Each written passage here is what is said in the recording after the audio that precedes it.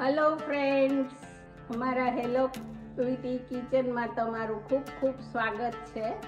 આજે સેવની બિરંજ બનાવવાની છું. હવે આપણે આમાં ઘી નાખીએ.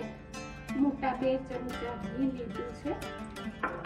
ઘી ગરમ થઈ જાય એટલે આ સેવ મેં શેકેલી લીધી છે ને વાઈટે આવે છે. આને સહેજ ગરમ થાય એટલે આપણે આ લગભગ 50 ગ્રામ છે સેવ. અને મારી આગળ શેકેલી હતી એટલે મેં શેકેલી લીધી છે. ગરમ થાય એટલે આમાં આપણે પાણી નાખી દઈશું. તે ઉફાળું પાણી નાખવાનું છે અંદર.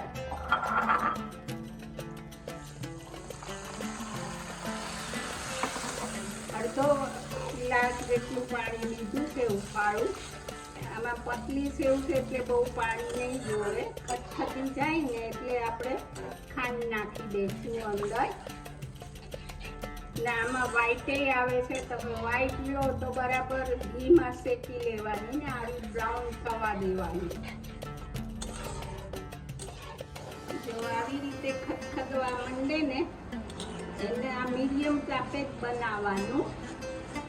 હવે સહેજ વાર રહીને હું ખાંડ નાખીશ, થોડુંક પાણી બળી જાય ને પછી. હવે આપણે આમાં ખાંડ નાખી દઈએ. મેં ખાંડ અડધો વાટકા લીધું. આમ તો જેટલી સેવ લીધી એટલી જ લેવાની હોય. એટલે હવે તમારે થોડીક ઓછી જોતી હોય તમે થોડીક ઓછી લો તોય ચાલે. ગળપણ ઓછું જોઈએ તો લગભગ 40 ગ્રામ જેટલી મારી ખાંડ હતી.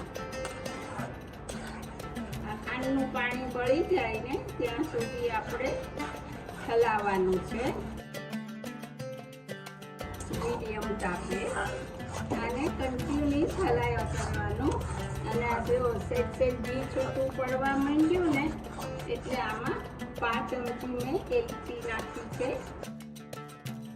અને બદામ, કાજુ અને પિસ્તાની કતરણ નાખું છું. અને મીડિયમ તાપે કન્ટિન્યુઅસ જ હલાવવું પડશે એટલે આપણી બિરંજ બહુ સરસ થઈ જશે. હવે 2-3 મિનિટમાં થઈ જશે. આપણું આ બિરંજ તૈયાર થઈ ગયો છે. જુઓ,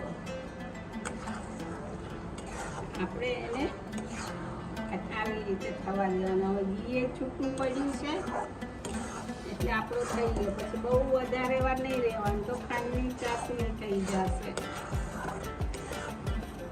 હવે આપણો આ બિરંજ સરસ મજાનો તૈયાર થઈ ગયો છે. તમે જરૂરથી બનાવજો મારી રેસીપી.